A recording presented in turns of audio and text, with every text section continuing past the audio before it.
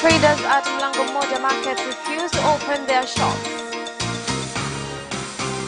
A delegation from Tanzania is in Rwanda to learn.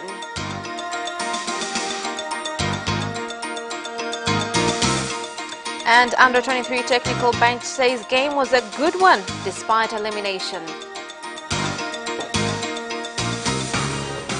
Good evening, this is Capital News at 9:30. My name is Khadija Zimbwe. First, the national news.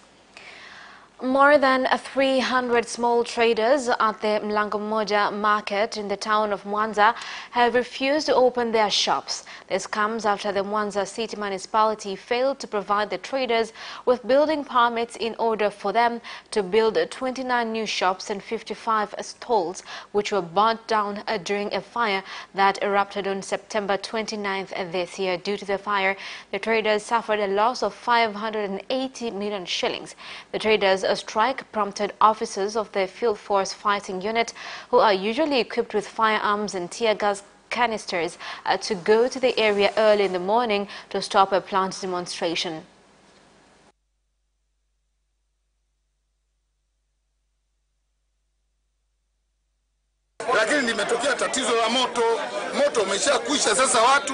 The fire problem has happened, but now the fire is gone.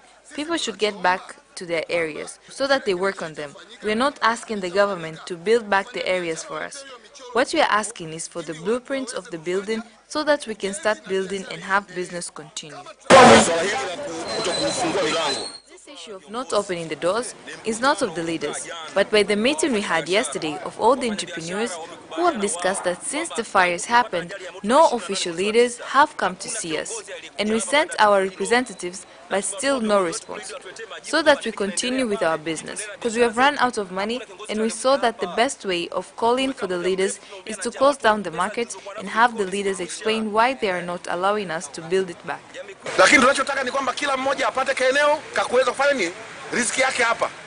What we want is for everyone to get space to do their business. So it's not a wise move to just wake up and close down the market. This is a city property. Let's follow proper channels to bring up the complaints to the leaders. The government has fined owners of various factories in the country who deliberately are failing to follow on the labor and employment law, including increasing hours of work for more than 12 hours without paying them overtime, nor giving them medical treatment when they are injured at work. Lakini kuna baadhi ya maeneo tukopita bado sheria yetu haizingatiwi. But to some areas which we have passed our law is not considered. You haven't followed the law and went against it. So I'm charging you a fine of 5 million by law. You are supposed to have worked on all areas and not go with the excuse that they don't want to wear them. Because the law doesn't say that. When I come here, I should find all workers having and wearing safety equipment to protect them. Natakiwa nimkute kila mfanyakazi ana vifaa vya kumkinga na madhara akiwa kazini. Now, the leadership of the drivers' union of the country, UWAMATA, have invaded the Msamvu Central Bus Station in order to show their opposition against the fines which are usually given to drivers of lorries, buses and heavy-duty trucks for different offences such as speeding. The leaders of the drivers' union, who were accompanied by the union's attorney, Frank Massey, argued that the regulation 23D of the law of Sumatra does make it abundantly clear that drivers must follow road safety laws. However, the union's attorney Frank Massey highlighted the fact that there are no regulations which call for punishment, as the regulations are implemented according to Section 51 of the road safety laws of the country. Mr. Massey and the union's leader further say that only the country's road safety laws can be implemented to arrest and punish drivers who commit offences. However, the union's attorney Frank Massey highlighted the fact that there are no regulations which call for punishment, as the regulations are implemented according to Section 51 of the road safety laws of the country. Mr. Massey and the union's leaders further say that only the country's road safety laws can be implemented to arrest and punish drivers who commit offences. regions like Morogoro, Iringa. So we want to visit and try to make them understand that Sumatra, what they're doing is not right. What we are complaining is that there is no law which is ordering Sumatra to take my driver to court. But why are they going to discourage this driver who is carrying passengers and disturb them mentally? How will they reach their destination of their trip?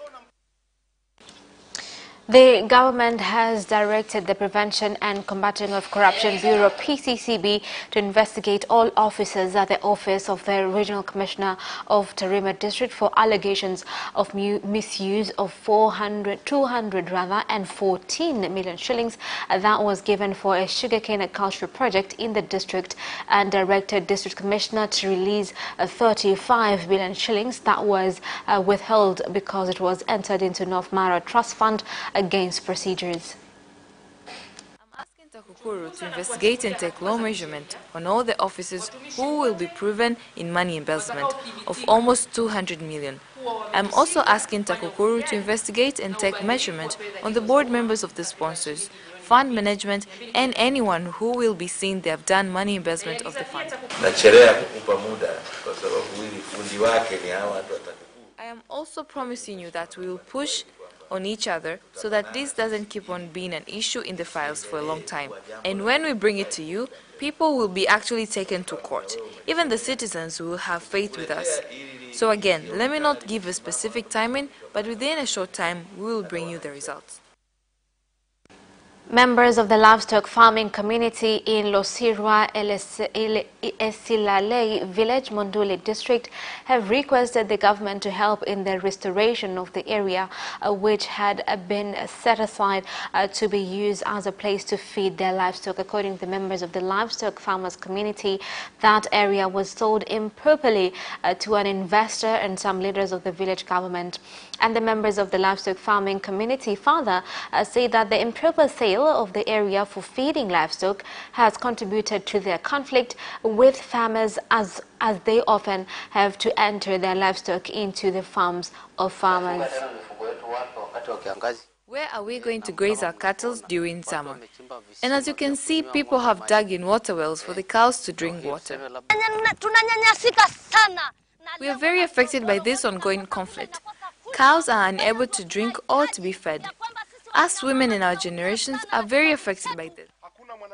There won't be any citizen who will be mistreated or any village which will be mistreated. If there is right in Losira, then we will go to Losira. If the right is in Miguani, then we will go to Migugani. By law, the landmarks which were kept in the past is what we will go with. For anyone who is not satisfied, then they should go to court and not disturb the citizens. These papers are changed by the law because what kept the landmarks is the law. And what will undo it is the law and not any member of the parliament or anyone else. The Ministry of Health, Community Development, Gender, Elderly and Children has formed a special commission to investigate costs of treatment in hospitals and private health institutions due to increase in private hospitals that have turned health services into business, leading low-income citizens not to be able to receive treatment.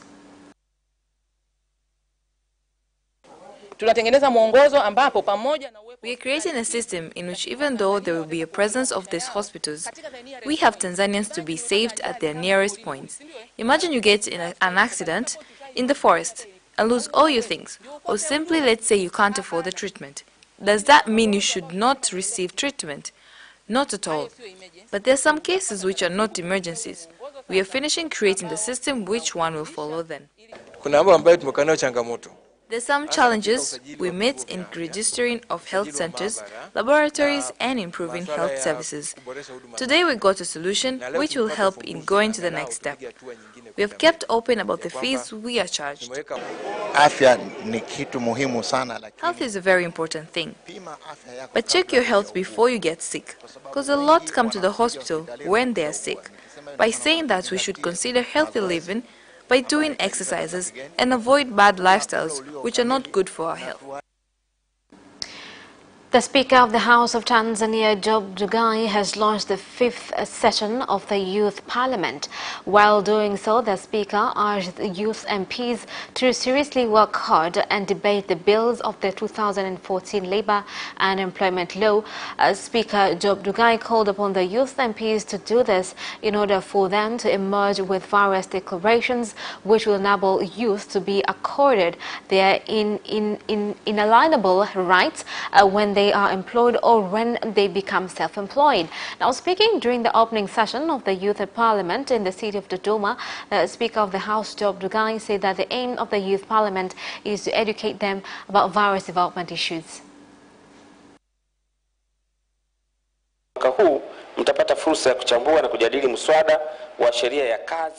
For this year, you will get an opportunity to discuss and decide on the agenda of work and employment for 2018.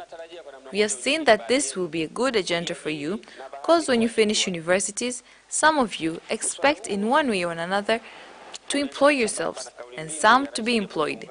This agenda goes in handy with the motto of the President of Only Work Here.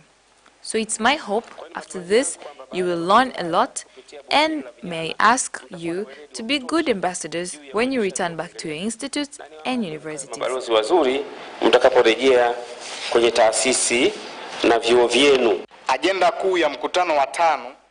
The main agenda of this 5th meeting is to go through, discuss and decide on the work and employment bill. It's our expectation that we will get to learn how the Parliament operates and decide on parliamentary bills of law, which enable creating laws for our country. As a youth member of Parliament, we have a great chance here and other areas, because we are leaders of today and the future. So we have a big capacity of getting things done now and in the future. And that is the end of national news. International news follows next after the break.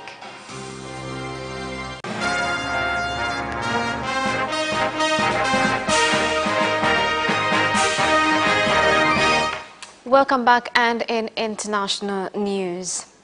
Now, a delegation of 10 members of parliament from Tanzania's National Assembly, as well as 4 officials from the government of Tanzania, are on a visit in Rwanda to learn how the government of Rwanda has managed to safeguard its funds using a system that has not begun to be used in Tanzania. Today we had a meeting with the Budget Committee of Rwandan Parliament, also known as the Chamber of Deputies, and we have met with the PAC Committee, and they shared with us all the benefits of having a single treasury account. Although it has some challenges, the benefits outweigh them, meaning that the government money is pooled in one place and expenditure is easy to identify, as well as when doing reconciliation of accounts. It is not a bad thing to be humble and admit that there are certain aspects that we can learn from. If Rwanda has been able to succeed in this, why can't we? With the government of Kenya continuing with the search for vehicles breaking road safety laws as part of efforts to reduce road accidents in Kenya, transport service providers in Kenya blamed the government for what they claim as harassment, with police accused of using the operation as a way to demand bribes.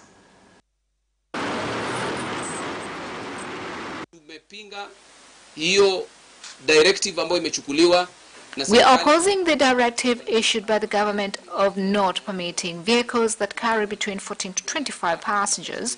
Our drivers are arrested as if they are doing an illegal business. We are telling the government that we shall not accept this, and we must be involved in every decision that the government takes regarding this.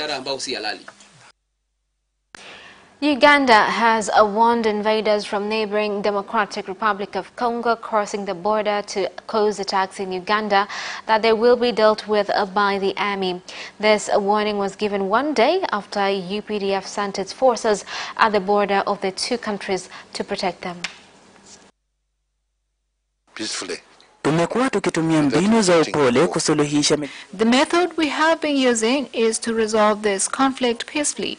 We advise the people of Congo that if they continue to use violence, then we will fight back. Our duty is to protect Ugandan citizens and their property. We cannot stand by and watch our people die. The army forces of the Democratic Republic of Congo have caught over 100 fighters from various groups within Congo and neighboring countries such as Burundi.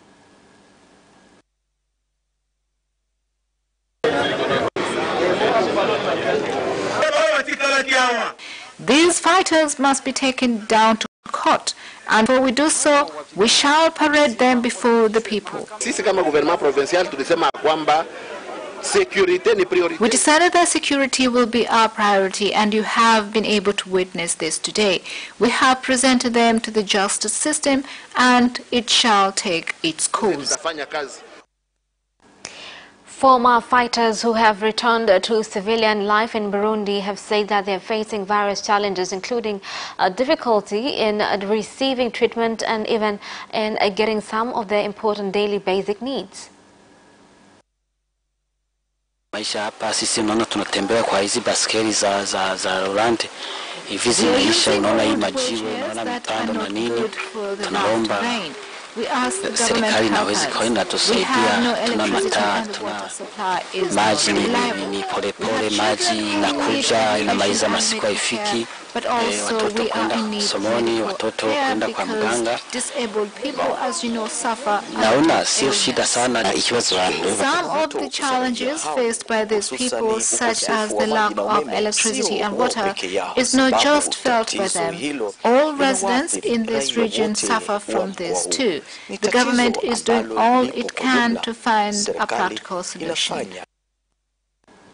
Now, the European Union and United Kingdom have agreed to draft a deal after a long 18 months of talks. Capital Television's Vanessa Victor and Peter Dahl from Deutsche Welle discuss what this means for Germany. And the UK have agreed to draft a deal following 18 months of discussions and wrangling. As Germany is one of the EU's financial and political heavyweights, let's look at what this means for them. With more on this is our correspondent from Deutsche Welle, Peter Dahl. Hi, Peter. Hey, how are you? Nice to meet you. I'm very well. Peter, what does Germany currently stand regarding Brexit? Well, Chancellor Angela Merkel has made very clear that there will be no more compromises. She will not accept any further changes to the draft deal. And it seems that most EU leaders agree. They're meeting on Sunday in Brussels at an extraordinary summit, hoping to finalize the deal. From a German standpoint, as an observer, it's been interesting to see how the mood in Berlin has shifted. You know, at first, they were very upset. They were begging the Brits to stay almost. But now it seems like they've gone through all the stages of grief and have finally arrived at acceptance. There's even kind of an air of defiance hanging over these Brexit talks now. The sentiment here in Germany is that the Brits have made their bed and now they must lie in it. So at this particular stage, what does Brexit mean for Germany? Well, no matter how you slice and dice it, it is going to hurt. Germany is losing a very close ally, and it's basically just begging that we won't see the worst case scenario, and that would be a failure to strike a deal. This would mean what they call a hard Brexit. The UK would get catapulted out of the single market, out of the customs union. There will be no more free flow of people, goods and services. This would come at a tremendous cost for companies, foreign companies in the UK, for foreign workers. They would have to relocate, move to mainland Europe, or potentially elsewhere. Experts say this is a nightmare. It could end up costing German companies alone billions of euros in trade tariffs. So the best case, and that is also the most, hopefully, the case that the Germans are hoping for, is a soft Brexit. This means the UK would remain in the single market, potentially in customs union, so you would continue to have this free flow. The thing is, though, that the uncertainty of the past 18 months has left many companies looking elsewhere. So a lot of them have already started taking their business elsewhere because of this uncertainty. So already Brexit is costing German companies quite a lot of money. That said, it doesn't have to be all doom and gloom. Frankfurt, Germany's financial capital, is hoping to replace London as Europe's financial hub. That would mean billions and billions in extra business and revenue. What else? We're seeing politically, there could potentially be a slight break for Germany. They're also on the European stage. The Brits are kind of known to be Eurosceptics. They can be a bit of a thorn in Euro-friendly countries' side. So there is a slight chance that Germany's ability to get its way in Brussels on the European stage has just improved a little bit if everything goes the way Germany hopes it will. So, Peter, Chancellor Angela Merkel isn't just facing resistance on the European stage. She's also under quite a bit of pressure at home. But what does this mean for the end of her era? Well, the end of the Merkel era is fast approaching in a lot of ways. She announced not too long ago that she will not seek re-election. That announcement did not necessarily surprise a lot of observers, but it does raise a lot of questions as to what's next for Germany. What we're seeing is a scramble within her own party. She's stepping down as the leader of that party next month. So we're seeing a scramble to find a replacement for her. She has received quite a lot of backlash, obviously, for her a bit more moderate approach and leading style, and especially when it comes to the refugee handling of the refugee crisis here in Europe. She's received quite a lot of criticism for that and taken a real beating in the polls. Her party has lost ground dramatically across the board, paving the way for the far-right AfD, which is now represented in every state party. So the question now really is what happens after Merkel. Will her Christian Democrats, conservative Christian Democrats, swing further to the right, or will it stay the moderate course that Angela Merkel has laid out over these past 13 years? Thank you very much, Peter. This is a very big subject right now in Europe, so we look forward to see how it progresses. And that is the end of international news. Business news follows next.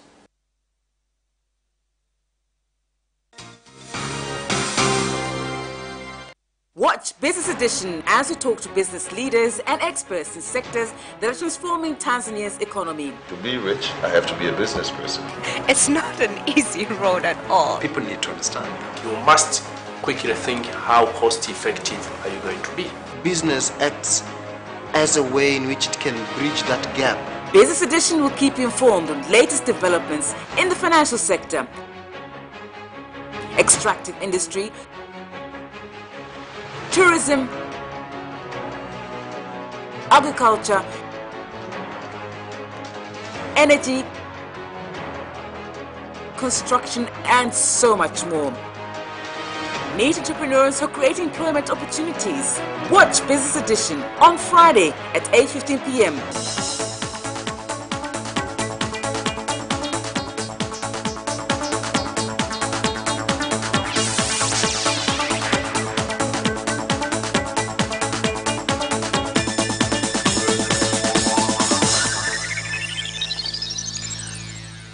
Welcome back, and in business news.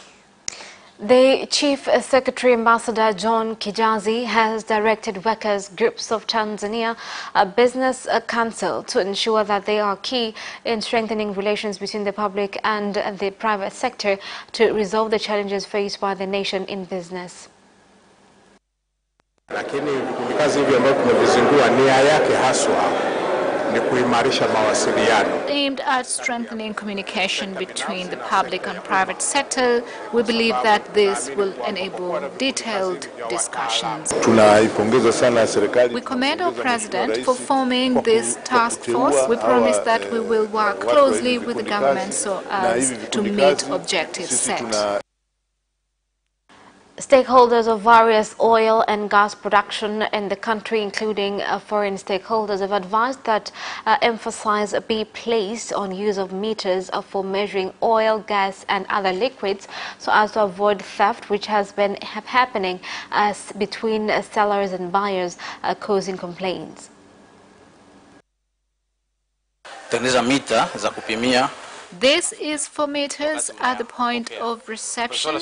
We need to know how much we have received. The technology that we are talking about is to prevent things like theft, prevent things like, dosing of, of important things like the fuel dosing that we have, and also think in terms of leak detection. There could be leak detection in pipelines. So some of this technology is quite significant of how you can manage to control. Now, telecommunications company Airtel has today launched an Airtel Money campaign called Tuko Nawe Kila Kona in all its Airtel Money shops in the country, so as to strengthen services and build strong infrastructure so that it is easily accessible through agents. Business and international, biashara, Airtel, insert one. As we've continued to improve our services, today an Airtel Money customer can take a loan, deposit money and start up a Vikoba group using Airtel Money to apply for loans as well as make repayments. Our customers and agents can access float service as well as make withdrawals with Airtel Money. Airtel Money customer can now withdraw any amount throughout the country. And that's the end of business news. Sports news follows shortly. Hi, my name is Kotaro Tokuda. What's up? My name is Sean Garnier. I'm John Barnes from Liverpool Football Club. The hip, hop, a hip, the hip, hip, hop. You don't stop the rockin' to the bang bang boogie. Say up, jump the boogie to the rhythm of the boogie to beat. Now what you hear? I'm watching Sports Gazette. I'm watching Sport Gazette. And you're watching Sports Gazette with Sebastian. With Sebastian. Peace out. Yes! And you can also watch Sports Gazette for highlights and interviews regarding sports. Do not miss Sports Gazette every Wednesday at 7 p.m. only on Capital Television.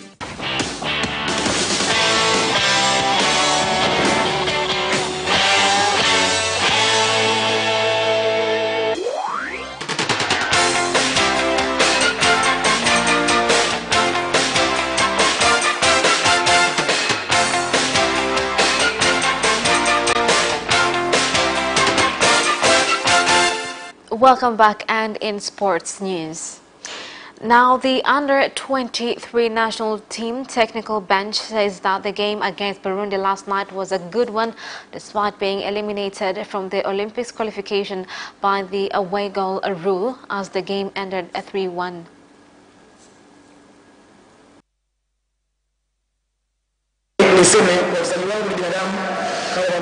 I would like to say my players are humans, just like any other human. So, after scoring 3 goals, they still knew that if Burundi scored 1 goal, they would be eliminated. And so the caution was too high, and this disciplined us. This was a mistake, and they saw it as well as I, and you have also seen it. It will be a lesson next time. The Premier League leaders Azam FC have boasted of continuing with their winning streak, and they host Ruvu Shooting tomorrow at the Azam complex. When the national team was in preparations for the game against Lesotho, our players who were not with the national team were proceeding with training as usual. This shows our spirit towards our next game against a strong team. Everyone knows that forces teams or teams that are associated with forces have good stamina. And that sports item ends our news bulletin. My name is Khadija Zimbwe. Thank you for watching, and good night.